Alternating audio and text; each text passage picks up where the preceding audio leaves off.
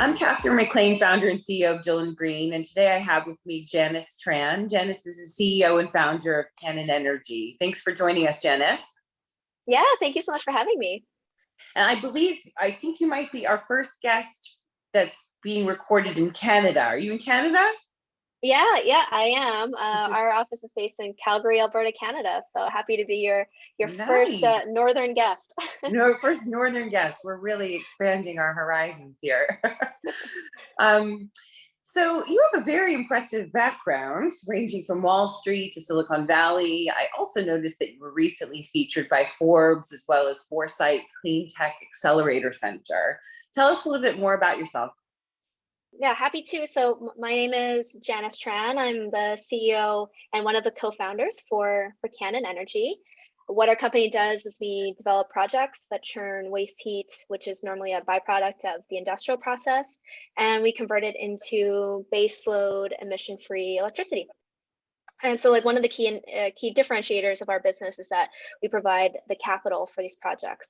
So financing and project economics is a big part of that business. So I handle everything related to the money and the numbers. And my background is in finance. I was a director at a fund called Generate Capital, which funded projects not too dissimilar to what we're currently building right now. And a couple of years ago, I decided to make the jump to the other side of the fence and create a development company that I always wanted to fund. Great, thank you for that. So Kanin Energy has had an incredible 2 years. After founding Kanin during the pandemic in 2020, we've successfully closed 2 funding rounds, restructured and expanded your team. You've also been accepted into a number of cohorts and incubation programs, such as Third Derivatives Cohort and the Plug and Play Energy Program. In a nutshell, can you tell us a little bit more about what Kanin Energy does? Yeah, I'm happy to. So a lot of people don't actually know this, but about half of the energy that goes into an industrial process is usually just wasted. And when you look at heavy industry, like particularly like cement and steel, this is especially the case because they have a lot of energy and heat intensive processes. So if you look at steel, for example, it requires temperatures somewhere north of 1400 degrees Fahrenheit. And yeah, there's a lot, there's a lot of heat that's a byproduct of that process, and it's just vented into the atmosphere and just like and wasted. So what we want to do is we take that waste heat and we can churn it into clean electricity. Very similar to say geothermal, where they're mining the ground for that heat. Well, in this case, we're just tapping into the heat that's currently wasted. And we can sell that electricity that's being produced. We can sell it back to the site itself, and this will help. Yeah, it'll help to decarbonize their operations by reducing their consumption from the grid, which can be, pretty coal or gas intensive. And it also increases energy resiliency. We're seeing like a lot of blackouts lately because of just the instability of the grid. And so this helps to just increase that self-reliance. And I think finally, it comes to the bottom line. So a lot of the companies, they'll end up saving money or hedging, like increasing electricity costs by self-generating that power. And then we can also take that electricity and sell it to the grid too, and help to lower the carbon emissions of the grid. It's a win-win for everyone. No, exactly. Yeah, and one of the things. Yeah. Yeah, I was just gonna say, like, one of the things too is that we also provide the capital. So a lot of these companies, they will say that it's too expensive for them to do these projects. And so when we come in and align capital, that's not their balance sheet capital, which is usually really expensive. They require like 18-month paybacks or less. And our capital is much more patient and aligned. And so when we do that matchmaking, it usually unlocks a lot of potential projects. So yeah, it's a combination of like, the development skill set and the capital that makes us different. That's great. Thank you for that. I want to get a little bit more of an understanding of what it was like for you to transition from working for Generate to founding Kanin, especially during the pandemic. It must have been crazy.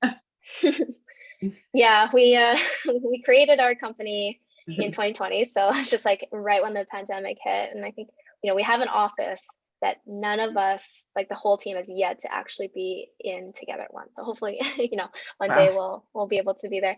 But yeah, so the transition from Generate has been actually pretty smooth. Like, I was at the company for over 5 years, and I was a very early employee at the company, and so the people there, like the founders, are just incredible people. A lot of the people there are like close friends, and I consider them like family. I was super lucky to be part of proving out that thesis that you don't need to compromise returns for impact. Yep. And another heart of their thesis was that there are a lot of technologies out there that need a different style of capital. So not the traditional VC capital, but project capital to help these technologies reach commercial adoption. And I think maybe coming from that mindset where both of these kind of key pieces of knowledge were entrenched, it's a very natural transition for me to jump onto the other side and be a developer as well. When I was at Generate, I built the waste to value portfolio at the fund, and so it's what we're doing right now is taking a waste product and making something valuable with it.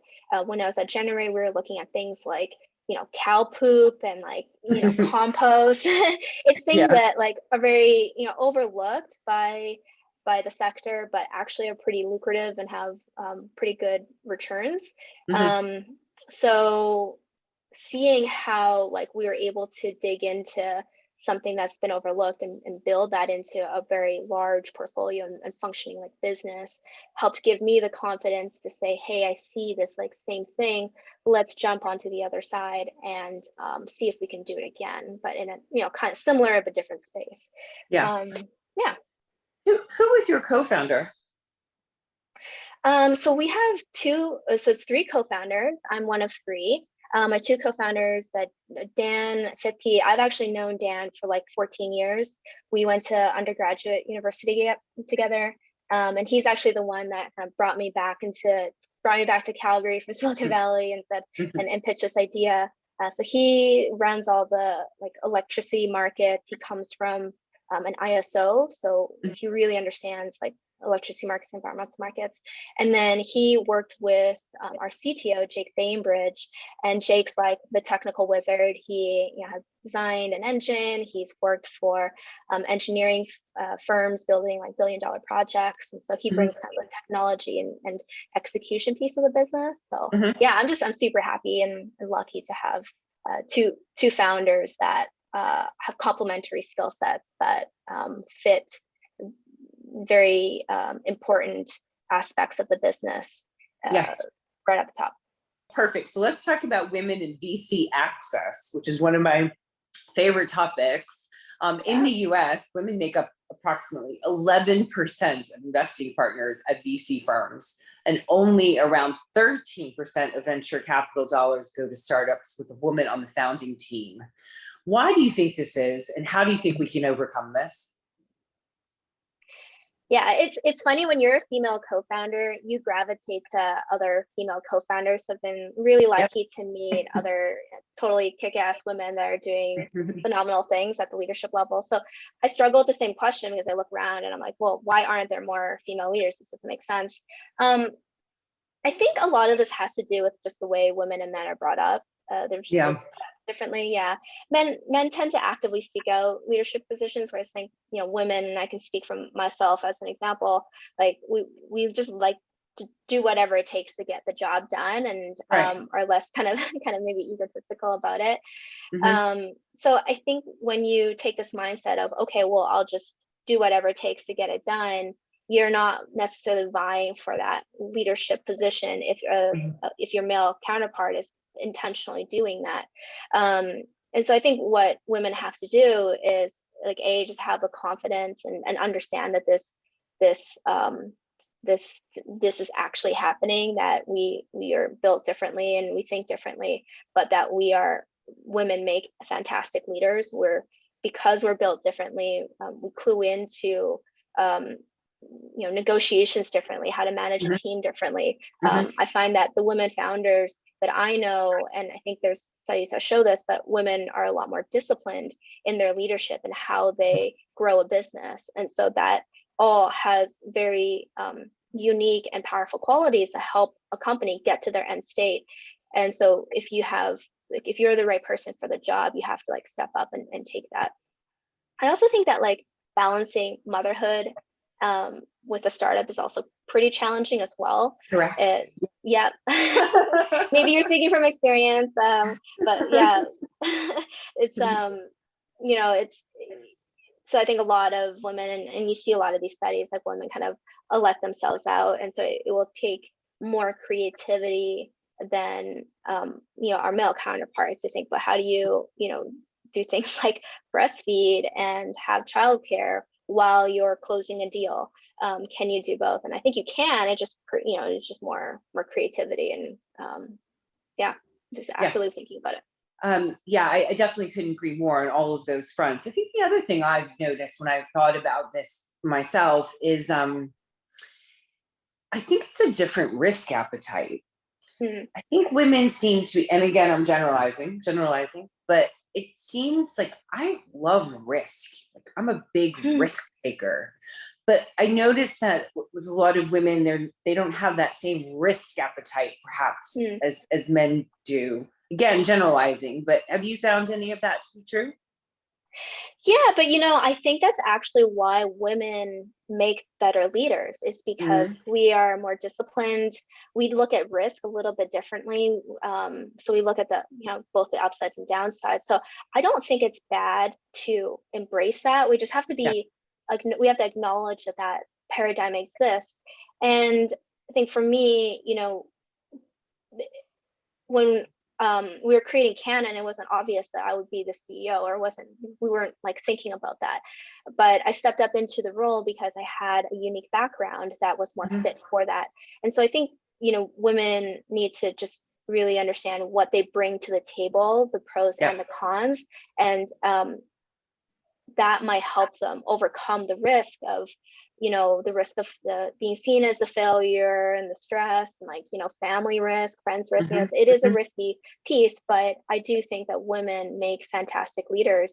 And at the end of the day, it's not that risky. I think as being now in the CEO seat, it's I was always going to put the same amount of effort into whatever I was going to do, and I was just going to get the job done. So being the CEO is no different. You kind of just like forget about that and you just get the job done. So it's just perceived risk. It's not real risk. As Kanin has grown over the past couple of years, have you been able to maintain diverse staff as you expand?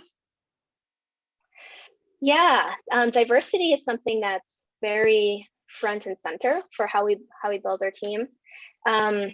So I think with a startup where you're trying to be lean, you're trying to be really intentional about the people that you're hiring, and the reality of like being in energy, where a lot of the people that have the skill sets that we need tend to be male and tend to be white. There is this challenge of like, okay, well, there's this candidate that fits that mold and has what we're looking for, but it's another white male, and do we add that? And so there is like, the reality is like, I haven't solved it. Our team, although I'd like to see our team continue to be diverse and even more diverse, there is this tension. But I think what I've realized is that wanting a diverse team requires a lot more intentionality and work. And so having to go out and be in like women's groups, going to almost like headhunt for those candidates that have the skill sets that we like, and that bring a diverse kind of background. I just have to be a lot more creative and intentional about our hiring. Otherwise, it's just going to be what is the norm. And if you just do that, then you're going to fall prey to the norm, which is not diverse. And I think by putting in the foundation now, each one of us, each company, it will make things a little easier for the next generation, right? So like you would hope that in 5-10 years, because of the work we're doing now, the industry will get more diverse and we won't have to keep, starting from scratch. Yeah, totally. I think we have this unique moment in time right now where we're tearing apart and rebuilding the infrastructure of tomorrow, the physical infrastructure of tomorrow, I mean. And in doing that, we have the unique ability to also rebuild the social infrastructure of the world. Yeah. And so what does a very profitable, Energy 2.0 company looks like, and giving those people the voice and the platform to talk about diversity and to be a role model for others, and also to pull people from that community into the space. So that's everything you're saying is totally on point. Yeah. That's great. I'm really, really happy to hear that. What advice do you have for people trying to break into the clean energy space? So for my advice for other people getting into the sector is, if you have a skill set, just bring it into the sector. There's a lot of needs for all types of skills. So whether it's, marketing or business development or engineering or, anything that you might be good at or have training, there's probably some role for you in the renewable energy sector or the climate tech space. So we're just, we're building an entirely new industry. So I'd say, just be brave, just get in and just try to find your place and go from there. The industry is really growing, so getting in now is a great time to retool and grow your career. Yeah, 100%. Thank you so much for your time, Janice. I really appreciate it.